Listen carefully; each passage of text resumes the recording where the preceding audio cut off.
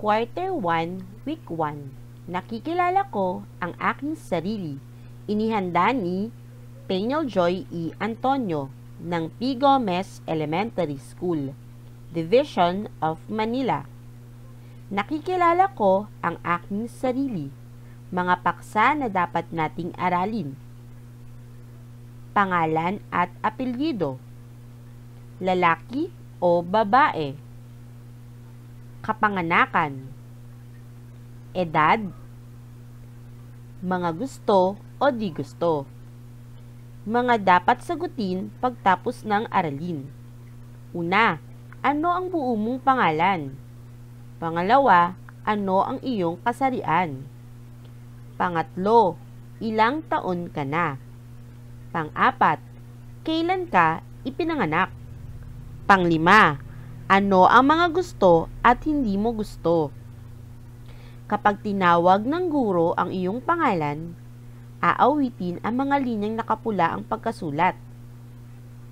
Mga bata, dahil marami kayong nanonood, ang babanggitin ni teacher ay nasaan ka na. Pagkatapos, sasabihin mo naman ang iyong pangalan. Handa na ba kayo?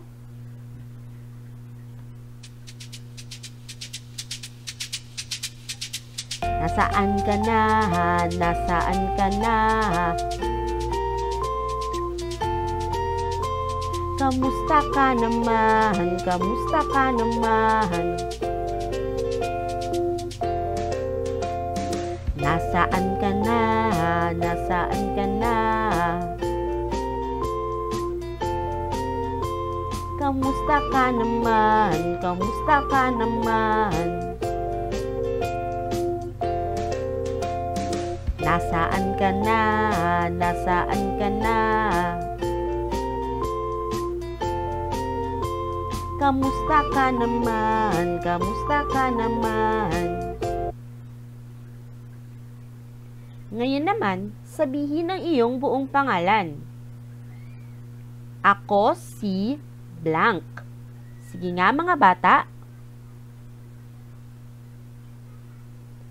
Kumuha naman kayo ng isang buong papel at bakatin o isulat ang iyong buong pangalan. Kung hindi pa marunong magsulat ng pangalan, ay maaaring humingi ng tulong sa mas nakatatanda sa inyo. Maaaring i-pause ang video sa pagsusulat ng pangalan. Ngayon naman, makikinig tayo ng kwento. Handa ka na ba?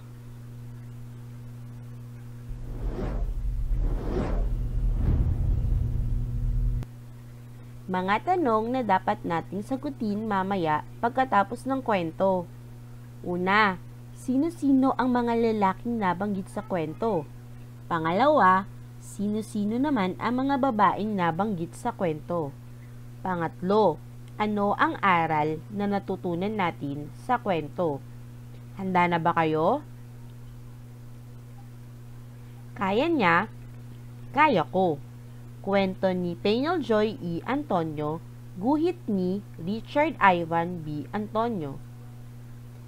Kring, kring, tunog ng bell ng paaralan. Hudyat na ng uwian. Mga bata, huwag niyong kalimutan ang takdang aralin niyo. Paalala ni Ginang Antonio. Nagmamadali sa paglabas ng gate si Joy. Tuwang-tuwa nang makita ang nanay Emmy niya na nag-aabang sa labas ng paaralan. Nanay! Nanay! Tayo na nga po umuwi at tatapusin ko pa po ang aking takdang aralin. Sabik na sabi niya. Sa paglalakad nila, nakita niya ang isang gwardyang babae sa labas ng bangko. Nanay, mayroon din po palang babae na gwardya? Nagtatakang tanong nito. Oo naman anak, kaya din gawin ng babae ang kaya ng lalaki. Paliwanag ng nanay. Sa di kalayuan ay napadaan sila sa parlor, kung saan nakita ni Joy ang isang lalaki na nagugupit. Pwede din po pala gumapit ang lalaki? Mausisang tanong nito. Oo naman anak, kaya din gawin ng lalaki ang kaya ng babae. Nakangiting sagot ni nanay. Pagsakay nila ng jeep ay bumungad sa kanila ang nakangiting tsuper na babae. Pabulong na nagtanong si Joy sa kanyang nanay. Nanay, pwede din po palang magmaneho ng jeep ang babae? Ang mahinang tanong nito. Oo naman anak, kaya din gawin ng babae ang kaya ng lalaki. Bulong ni nanay. Pagdating sa bahay, naabutan ni Joy at Nanay Emmy na naglalaba ang kanyang tatay June. Napaaga ata ang uwi mo, June? Tanong ng Nanay Emmy. Maaga kasi naubos sa mga paninda kong isda. Sagot ni tatay June. Bumulong na naman si Joy sa nanay niya. Nanay, pwede din po ba yang maglaba ang mga lalaki? Nakangiting tanong niya. Sabay tawa ng nanay ng malakas at sabi ng, kaya din gawin ng mga lalaki ang kayang gawin ng mga babae, Joy. At doon nagtatapos ang ating kwento. Ngayon naman, tatanungin kayo ni teacher. Sagutin nyo ang tanong ni teacher ha. Una, sino-sino ang mga lalaking nabanggit sa kwento? Sige nga. Pangalawa, sino-sino naman ang mga babaeng nabanggit sa kwento?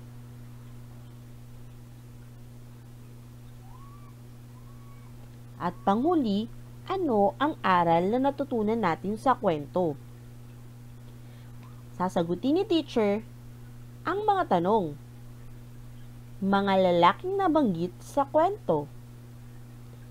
Tatay June, parlorista, at mga babae namang nabanggit sa kwento. Joy, Nanay Emmy, gwardiya, at driver. Ano kaya ang aral ng kwento?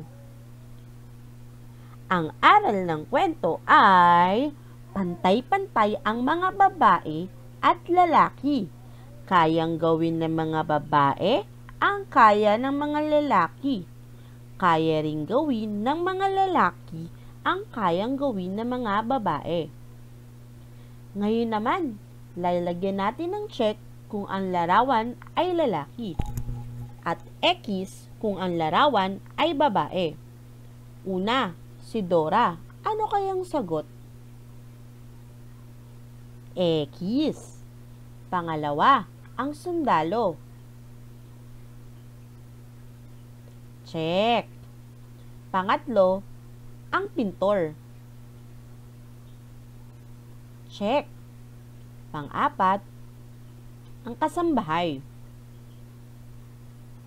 X. Pang-lima, ang doktora. X. Pang-anim, ang pulis. Check. Mahusay mga bata. Ngayon naman mga bata, sabihin kung ang larawan ay gamit na panlalaki o pambabae. Ito ba'y panlalaki o pambabae? Magaling, pambabae. Ito ba'y panlalaki o pambabae? Mahusay, panlalaki. Ito ba'y panlalaki o pambabae? Tama, panlalaki. Ito ba'y panlalaki o pambabae? Pambabae. Ngayon naman, mga bata, tayo nang umawit.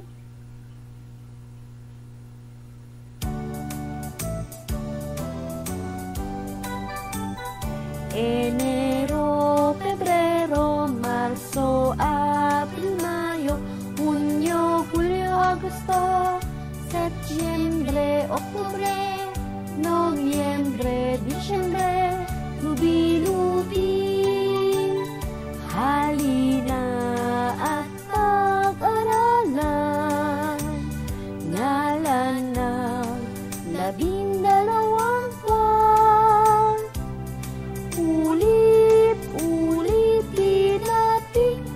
awitin, sabay-sabay nating awitin.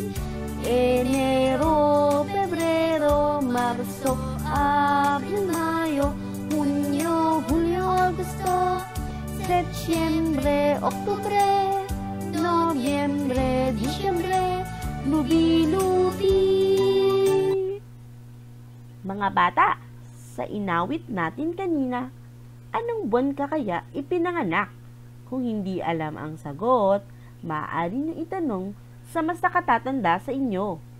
Ikaw ba ay pinanganak sa araw ng o buwan ng Enero, Pebrero, Marso, Abril, Mayo, Hunyo, Hulyo, Agosto, Setyembre, Oktubre, Nobyembre, o Disyembre? Si teacher ay ipinanganak sa buwan ng Hulyo. Ikaw, anong buwan ka ipinanganak? Bawat tao ay may kaarawan. Ito ang araw ng ating kapanganakan. Sabihin ng buwan at araw ng iyong kaarawan, ha? Sabihin ang mga sumusunod. Ang aking kaarawan ay blank. Mahusay! Nadadagdagan ng ating edad tuwing tayo ay nagdiriwang ng ating kaarawan. Ilang taon ka na? Itaas ang kamay kung ang iyong edad ay tulad ng mga bilang ng kandila sa cake. Bilangin natin ang mga kandila, ha? 1, 2, 3, 4. Ikaw ba ay 4 na taong gulang na? 1, 2, 3, 4, 5. Ikaw ba ay 5 taong gulang na? 1, 2, 3, 4, 5, 6. Ikaw ba ay 6 na taong gulang na? Magaling! Alam mo kung ano ang iyong edad. Ngayon naman, pumalakpak ng 3 beses kung ang larawan na ipapakita ko ay gusto mo makita sa iyong kaarawan. Pumadyak naman ng 3 beses kung di mo ito gusto. Lobo, gusto o di gusto? Gusto. Mga regalo, gusto o di gusto? Gusto. Mga nabubulok na pagkain, gusto o di gusto? Di gusto. Mga masasarap na pagkain, gusto o di gusto? Gusto. Mga ipis, gusto o di gusto? Di gusto. Ngayon naman, sabihin mo kung ano ang pinakagusto mo sa mga sumusunod. Una, ano ang pinakagusto mong hayop? Mahusay. Sumunod, ano naman ang pinakagusto mong pagkain? Wow, masarap yan! At panghuli, ano ang pinakagusto mong laruan o laruin? Aba, magaling! Mga bata, bago tayo magtapos, sagutin natin ang mga tanong. Una, ano ang buo mong pangalan? Sabihin, ako po si blank. Sumunod, ano ang iyong kasarian? Ikaw ba ay lalaki o babae? Pangatlo, Ilang taon ka na? Pang-apat, kailan ka ipinanganak? Pang-lima, ano ang mga gusto mo?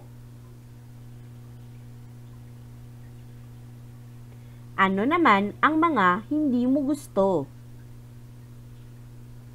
Mahusay! Dahil dyan, bigyan ang mga sarili ng Hep Hep Hooray Club! Hep Hep Hooray! Hep Hep Hooray! At dito nagtatapos ang ating aralin. Hanggang sa muli!